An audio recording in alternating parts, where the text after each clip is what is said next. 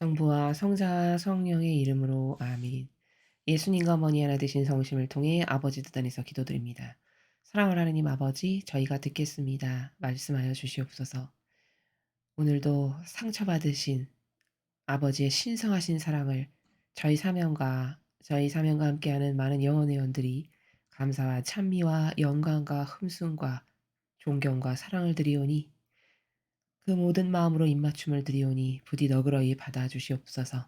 그리하여 아버지 마음에 조금이나마 기쁨을 드리는 것이 저희들의 기쁨이옵니다.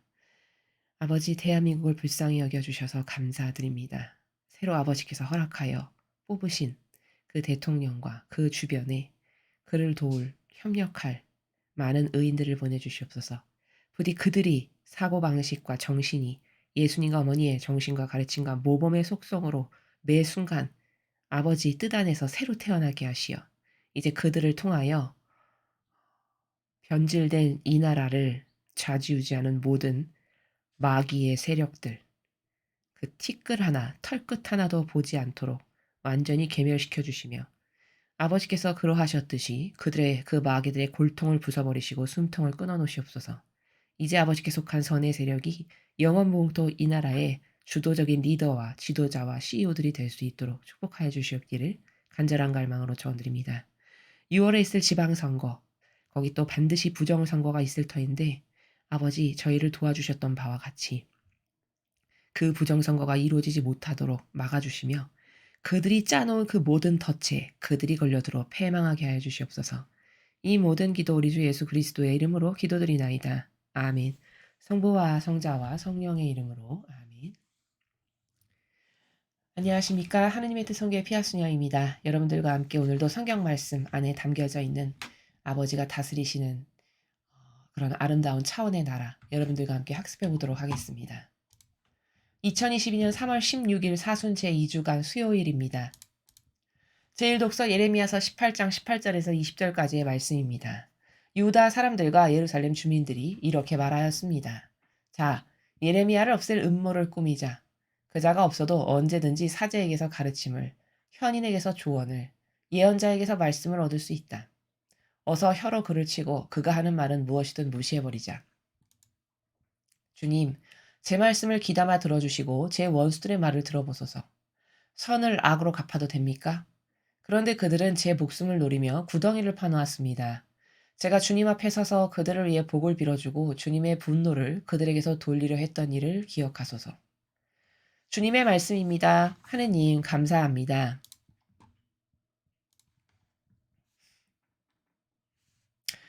여러분, 인간이 얼마나 어리석은가?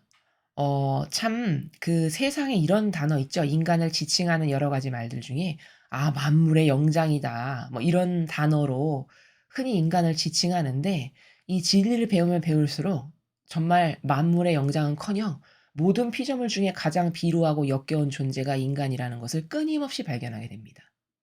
그리고 정직해진다면, 아, 나는 개만도 못하고 돼지만도 못한 수준이구나. 라는 것을 인정할 수밖에 없습니다.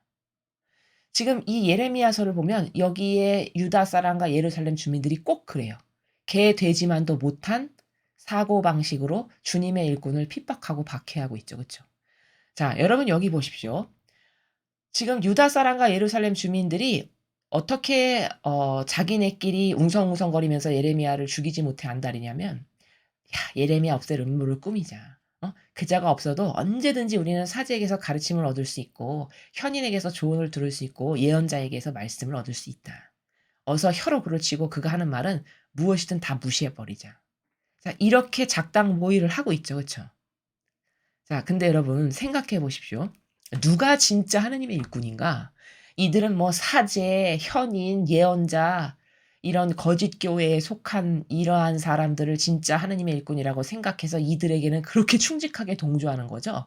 근데 진짜 하느님의 일꾼인 예레미야는 죽이지 못해서 안달이에요. 자, 그럼 누가 진짜 하느님의 충직한 일꾼이고 종이냐? 자, 여기 보십시오. 예레미야는 이 백성을 위해서 한 게 뭐냐면 그들을 위해서 복을 빌어주고 이 주님의 백성 그들을 가엾이 여겨서 그들을 대신해서 아버지 이 백성을 축복해 주십시오. 하나님께 이렇게 청원하고 기도드렸다는 얘기예요. 또 주님의 분노를 그들에게서 돌리려 했어요. 아버지가 야 이것들은 너무 악해서 쳐야지 안 되겠다. 이것들을 내가 쓸어버려야지 안 되겠다. 이런 마음을 가지시면 예레미야가 아버지 이들이 아직 깨닫지 못해서 그러니 이들에게 분노를 거두십시오. 제가 대신 배상과 보속하겠습니다. 예를 들면 이러한 것을 했다라는 얘기죠. 분노를 돌리려 했던 일을 했다는 거는. 자, 그럼 보십시오. 주님의 충직한 종이고 일꾼은 회개한 종의 모범이 돼야 되는 게 기본입니다. 예수님이 그렇게 사셨죠? 그럼 회개한 종의 모범으로 산다는 건 뭐냐? 나에게 맡겨주고 보내주신 양들이 있어요. 그렇죠? 본당이라면 본당 사제라면 그들에게 그 성당에 다니는 모든 신자들이 나에게 보내주시고 맡겨주신 양이에요. 그렇죠? 그 구역별로 그 내가 책임지고 있는 그 부분에 속해 있는 모든 양들이 하느님께서 나에게 보내주시고 맡겨주신 양들이란 말이에요. 그러면 그 보내주시고 맡겨주신 양들이 깨닫지 못해서 지은 모든 죄, 그거 다 내가 배상과 보속해야 될 거리들이에요. 지금 예레미야가 그거 한 거예요. 하느님의 분노를 그들에게 내리치시려는 걸 제가 대신 배상 보속할 테니 아버지 용서해 주세요. 이거 했다라는 말이죠. 그렇죠? 또 그들에게 복을 빌어주고 하느님께서 이들에게 축복을 어떻게 해서든지 조금이라도 더 많이 주실 수 있도록 그들을 위해서 대신 빌어주고 제사도 지내고 기타 등등. 이런 것을 해야 되는 게 그 나에게 보내주시고 맡겨주신 양들을 대신하여 회개한 종의 모범으로서 살라는 건 이렇게 살라는 거거든요. 그럼 20절에 보면 예레미야만 그렇게 살았어요. 여기 자신이 이런 일을 했다라고 고백하죠. 그렇죠? 근데 그러한 선을 악으로 지금 갚고 있다라고 고하죠. 아버지께. 심지어 죽이려고 목숨을 노리면서 구덩이를 파놨어요. 자, 그럼 생각해보죠. 객관화를 시켜보죠. 도대체 잘못한 게 뭡니까, 예레미야가? 아니, 이 백성에게 이런 취급을 받아도 될 만큼 잘못한 게 뭐냐고요. 이런 걸 따져봐야 되는 게 지성인이고 논리적인 사고방식이죠. 잘못한 게 하나도 없어요, 예레미야는.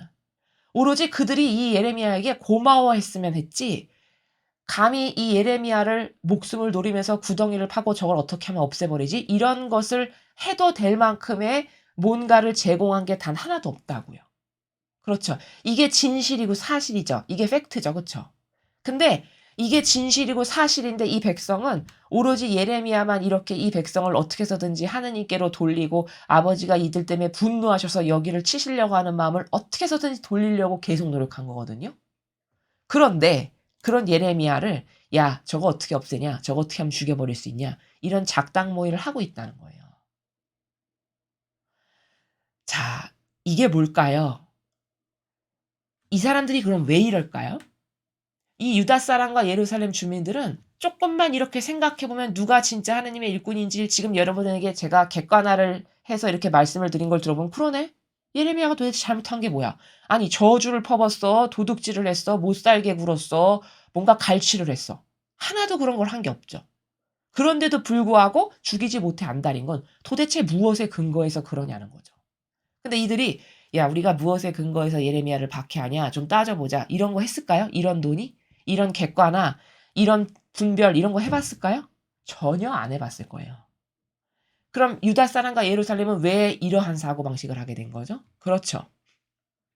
여태까지 자신들이 우상으로 떠받들고 신처럼 떠받들면서 살았던 바리사 율법자들에게 주워듣고 그들에게 받아먹은 건 오로지 마귀 거, 제도 전통이나 섬기고 그쵸? 하느님을 공경하고 사랑하는 거 어떻게 하면 되는지도 모르고 그 제도 전통이 우상이고 신이고 왕이고 이런 것을 계속 받아먹다 보니까 사고방식이 바리새인 율법학자들하고 똑같아진 거죠.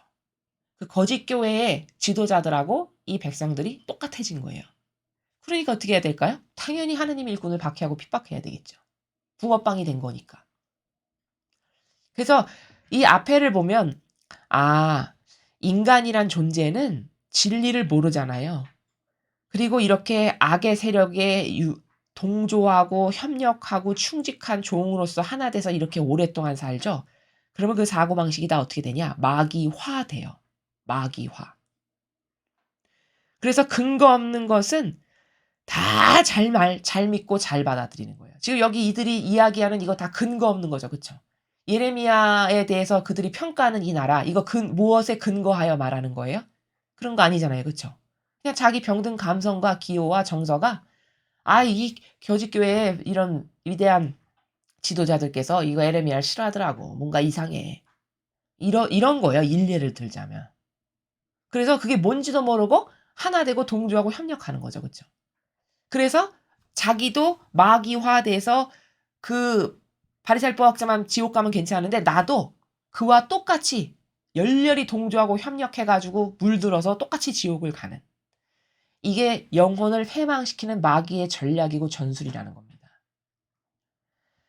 그래서 근거 없는 것은 다 잘 믿고 잘 받아들이고 충직하게 하나 되는 그 백성의 모습을 지금 우리가 오늘 여기 일독서에서 볼 수 있는 거죠. 그렇죠? 그러니까 이 이스라엘 백성이 어느 정도였냐면은 겉으로는 하나님을 섬기고 하나님을 정말 사랑하는 것처럼 살고 그렇게 체해요. 그런 체를. 근데 속도 그랬냐? 그 마음속 깊은 곳에 진정성의 나라에서 하나님을 진짜 섬기고 사랑해서 뭔가를 희생을 하고 내어 바쳐드리고 이런 게 있었냐? 그렇지 않죠? 속으로는 하나님을 섬기지 않았어요. 그러니까 주님이 보낸 예언자를 이렇게 박해하고 핍박하고 죽이려 하죠. 이렇게 겉과 속이 다른 영혼으로 자기도 되어버린 건데 유다 사람 예루살렘 주민들이 알았을까요? 자기가 그런 마귀가 됐다는 걸 절대 몰랐을 거라는 거예요. 알았다면 바꿨겠죠. 그쵸? 내가 지금 영적으로 이렇게 심각한 상태여. 나 이렇게 계속 살다간 지옥 갈 수 있겠다. 만약에 이런 걸 진짜 깨달았다. 그럼 얼른 바꿨겠죠. 지옥 가기가 무서워서라도. 그러나 깨닫지 못하였다는 그 진실. 그러니까 이스라엘이 패망했다라는 이 진실이죠. 그리고 이 예레미야서를 보면요.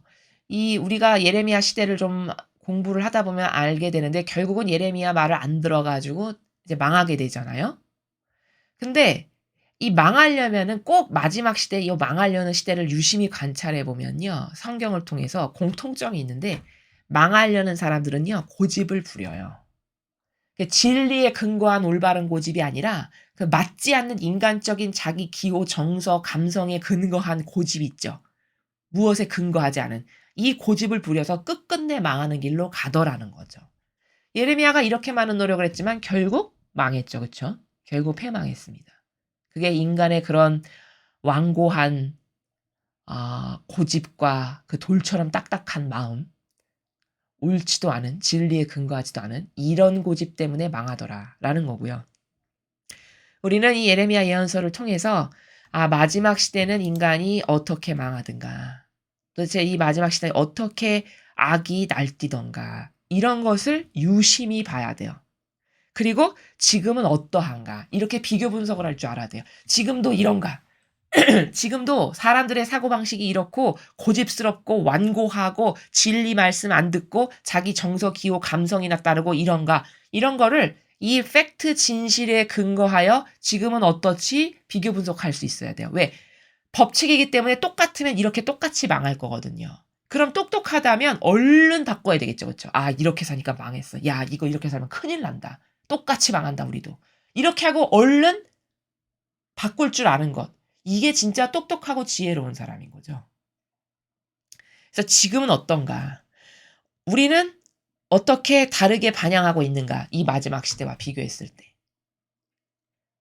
근데 슬프게도 이런 시대하고는 다르게 반영을 하는 사람이 극소수예요. 극소수.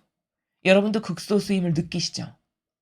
어디서 극소수임을 느끼냐면 마라나타 메시지를 듣고 그것을 그대로 실천하는 이런 사람들의 반향을 이렇게 보잖아요. 그럼 진짜 구원될 사람은 극소수로 적겠구나가 딱 감이 와요.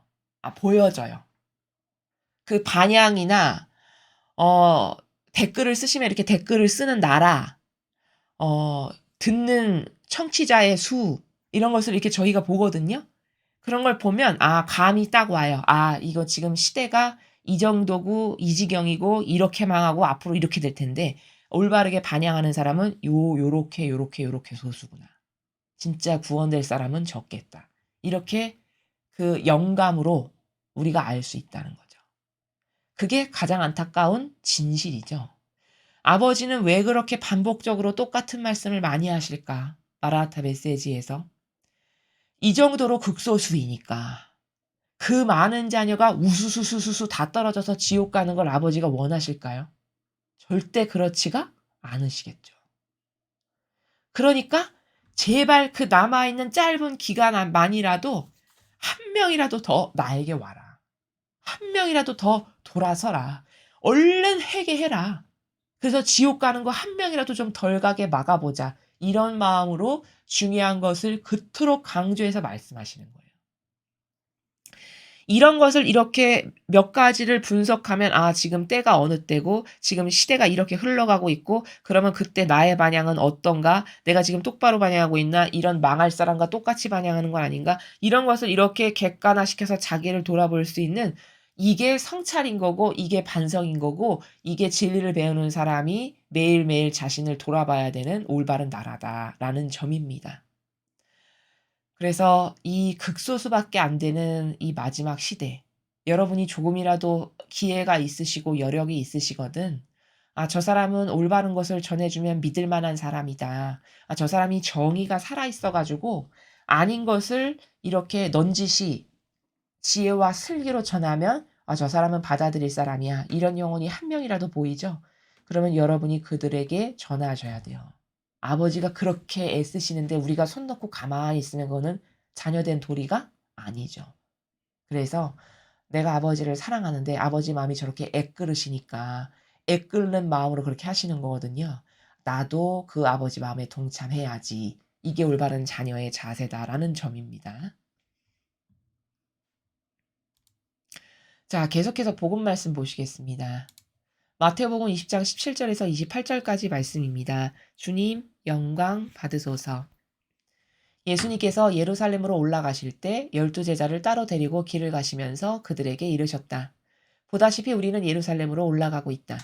거기서 사람의 아들은 수석사제들과 율법학자들에게 넘겨질 것이다. 그러면 그들은 사람의 아들에게 사형을 선고하고 그를 다른 민족 사람들에게 넘겨 조롱하고 채찍질하고 나서 십자가에 못 박게 할 것이다. 그러나 사람의 아들은 사흘날에 되살아날 것이다. 그때 제베데오의 두 아들의 어머니가 그 아들들과 함께 예수님께 다가와 엎드려 절하고 무엇인가 청하였다. 예수님께서 그 부인에게 무엇을 원하느냐 하고 물으시자 그 부인이 스승님의 나라에서 저의 이 두 아들이 하나는 스승님의 오른쪽에 하나는 왼쪽에 앉을 것이라고 말씀해 주십시오 하고 말하였다. 예수님께서 너희는 너희가 무엇을 청하는지 알지도 못한다. 내가 마시려는 잔을 너희가 마실 수 있느냐 하고 물으셨다. 그들이 할 수 있습니다 하고 대답하자 예수님께서 그들에게 말씀하셨다. 너희는 내 잔을 마실 것이다. 그러나 내 오른쪽과 왼쪽에 앉는 것은 내가 허락할 일이 아니라 내 아버지께서 정하신 이들에게 돌아가는 것이다. 다른 열제자가 이 말을 듣고 그 두 형제를 불쾌하게 여겼다. 예수님께서는 그들을 가까이 불러 이르셨다. 너희도 알다시피 다른 민족들의 통치자들은 백성 위에 군림하고 고관들은 백성에게 세돌 부린다.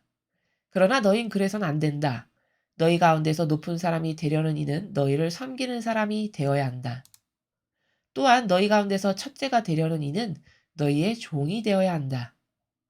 사람의 아들도 섬김을 받으러 온 것이 아니라 섬기러 왔고 또 많은 이들의 몸값으로 자기 목숨을 바치러 왔다. 주님의 말씀입니다. 그리스도님 찬미합니다.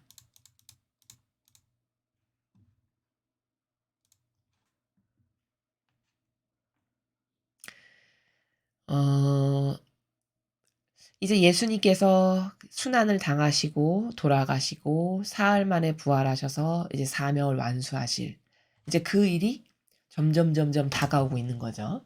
그래서 이제 예수님께서 제자들에게 앞으로 있을 일을 넌지시 전하시는 거죠. 이런 일이 있을 거니까 왜 그때가 되면 당황하지 않고 스승님이 이런 말씀하셨는데 진짜구나. 또 믿음이 더 확고해지고 이렇게 되라고 이제 미리미리 이렇게 말씀을 하시는 거죠. 자, 그런데 오늘 이 사건을 보면 어 그렇게 해서 이제 사흘날에 되살아나서 부활하시게 될 거라는 걸 말했더니 그 제베데오의 두 아들이 이제 제자로 예수님을 따라다녔었는데 그들의 어머니가 예수님께 함께 다가와 가지고 뭔가를 막 청하는 거예요. 그러니까 뭘 청했을까요? 그쵸. 스승님이 이렇게 훌륭하신 분이어 가지고 스승님이 높은 자리에 앉게 되시면은 그때 양 옆에 내 아들이 그냥 딱딱 한 자리씩 차지해서 앉았으면 좋겠습니다. 쉽게 말하면 이거죠. 그쵸? 그걸 원해서 청하러 온 거예요. 그러니까 예수님이 말씀하시는 차원의 나라를 전혀 모르는 거죠, 제자들이. 그러니까 예수님이 엄청난 고통과 박해와 모욕과 핍박과 십자가를 완전히 다 지시고 그것으로부터 마침내 승리하여 그 죄악으로부터 승리하여 부활하시게 될 그 쓰디쓴 고통의 시간 후에 있을 부활 사건에 대해서 인간적으로 해석하는 거죠, 지금 이 사람들이. 이 자기 멋대로 인간적으로 해석을 하는 거죠. 심지어 그 예수님을 배반했던 가룟 유다, 그 가룟 유다는요, 예수님께 다가와서 제자가 되게 해 달라고 몸소 청했거든요. 근데 그 가룟 유다가 왜 몸소 제자가 되게 해 달라고 청했냐면은 그 사람은 예수님이 그 이스라엘을 이 로마의 속국으로부터 해방시킬 아주 무슨 엄청난 왕이라든가 뭐 위대한 지도자라든가 이런 세상적인 훌륭한 리더, 지도자, 왕 뭐 이런 걸로 생각을 했어요. 그러니까 속된 말로 이런 거죠. '야, 이 사람이 와서 이거 이스라엘 해방시키고 이런 훌륭한 이런 왕이 될 건데 내가 미리미리 이 사람한테 가서 밑에 들어가야 이 사람이 뭔가 한 자리 할 때 나도 좀 떨어지는 뭔가가 있지 않겠어?' 이런 걸로 다가왔던 게 가룟 유다예요. 근데 예수님이 그런 걸 모르실 리가 없으시잖아요. 그래서 이건 지금 제가 재미있으시라고 약간 의역을 해서 말씀을 드리는 건데 나라는 그런 나라예요. 이게 인제 그리스도의 시라는 책에 나오는데 그러니까 예수님께서 그것을 너무 잘 아시니까 마음을 너는 어 또 속세적인 건 또 굉장히 좋아하거든요. 세속적인 거 막 돈에 관심 많고 가려 주다가. 그래서 복음에도 나오죠. "아니 저 돈을 왜 저렇게 쓸데없이 기름으로 해서 붓는가. 저게 가난한 사람을 도우려면 얼마나 많이 도울 수 있는데." 뭐 이런 말 하는 게 나오잖아요. 그게 다 뭐냐면 그 가룟 유다가 가지고 있는 속성을 드러내는 부분들인데 그 사람이 굉장히 유물론적이고 돈 욕심 많고 이랬던 사람이었어요. 그러니까 예수님이 딱 아시기를 '아 쟤는 제자로서 적합치가 않아.' 이걸 너무 잘 아시겠죠? 그러니까 조용히 물리치신다고요. "너는 이게 맞지가 않는다." 이렇게 조용히 권고를 하셨어요. 근데 가룟 유다가 두 번인가 세 번인가를 찾아와요, 거절하실 때마다 불구하고. 그러니까 인제 어쩔 수 없이 예수님이 받아주시는 제자로 그런 케이스의 사람이 가룟 유다였거든요. 근데 아니나 다를까 그 속성으로 성공할 수 없어서 예수님이 안 받으시려고 한 건데 그 속성을 버리지 못하니까 끝끝내 영적으로 실패자가 되고 말잖아요, 스승 팔아먹고 자살하는. 자 그러니까 제자들의 수준이 이러했음을 여러분에게 말씀을 드리는 거예요. 지금 이것도 비슷한 나라인 거거든요. 근데 이것은 왜 이러냐면은 이 시대는 지금 제자들이 열두 사도들이 뽑혀서 활동했던 이 시대는 지금 우리가 배우는 이런 어떤 천상의 질서라든가 천상의 책에서 예수님께서 루이사 피카르타를 통해서 가르쳐 주시는 그런 본질적인 나라의 차원 높은 그 세계 그것을 모르던 시절이란 말이죠, 이 제자들은. 그래서 이 영적인 거는요, 시대에 따라서 거듭거듭 발전을 하는데 마치 과학기술 발전하듯이 그 시대적 한계라는 게 분명히 존재해요. 왜냐면 그 사람의 환경이라든가 허락된 여러 가지 여건으로부터 이 시대는 이럴 수밖에 없는 그런 한계성들이 반드시 존재한단 말이죠. 그래서 요 시대는 제자들의 수준이 인성을 벗어나는 게 무엇인지를 모르는, 인성을 떠나야 되는데 그 인간적인 것을 초월하고 초탈해서 완성을 향해서 우리는 나아가야 된다고 맨날 배우잖아요. 근데 이 시대는 계명이 자기 배제니까 나는 자기 배제를 해서 그 인간적인 걸 초월해야지 이런 거를 전혀 알 수 없었던. 예수님이 모르셨냐? 그게 아니라 이 시대적 한계가 어떤 건지를 아시니까 그걸 가르치실 수가 없었던 이런 시대였단 말이죠. 그러니까 지금 다 부닥치는 게 뭐죠? 항상 다 인간적 욕심. 여기도 자기가 드러나서 왼쪽 오른쪽에 앉았으면 좋겠는 이런 거죠. 그러니까 또 다른 제자들도 듣고 또 기분 나빠해요. 왜? 똑같은 수준의 나라에서 사니까. 이제 그런 나라인데 다시 말하면 이 시대는 제자들의 수준이 자신을 위한 것을 청할 만큼 그 정도의 수준이었다는 거죠. 근데 지금도 '내가 좋아지는 것을 아버지께 청해야 한다.' 이거는 안 될 말이에요 지금은. 지금은 영적으로 그런 차원의 수준의 나라가 아니에요. 훨씬 훨씬 발전되고 훨씬 많은 영적 지식을 우리가 배워서 그것을 도전하는 시대이기 때문에 지금은 이렇게 자기 배제가 안 됐어도 그것을 마치 받아들이시는 그런 시대가 아니라는 거죠. 이런 어떤 시대적 영적 환경의 발전이 있다라는 거를 깨닫고 '나는 지금 어떤 그런 영적 환경의 시대에 살아가고 있나? 그럼 어떤 반영을 해야 되는 게 옳은 건가?' 이런 제자들하고 똑같은 반영을 지금도 한다 그건 안 될 말이라는 거예요. 그거는 이 시대에나 그나마 옳지 않지만 한계로 받아들이셨던 거지 지금도 이렇게 반영하면 안 된다. 그러니까 마라나타 메시지에서 아버지께서 계명을 자꾸 가르치시는 건 뭐죠? 그 계명 정신을 구현할 수 있을 정도의 수준이 이 시대를 살아갈 보편적인 수준이라고 보시는 거죠, 아버지 설정하시는 값이.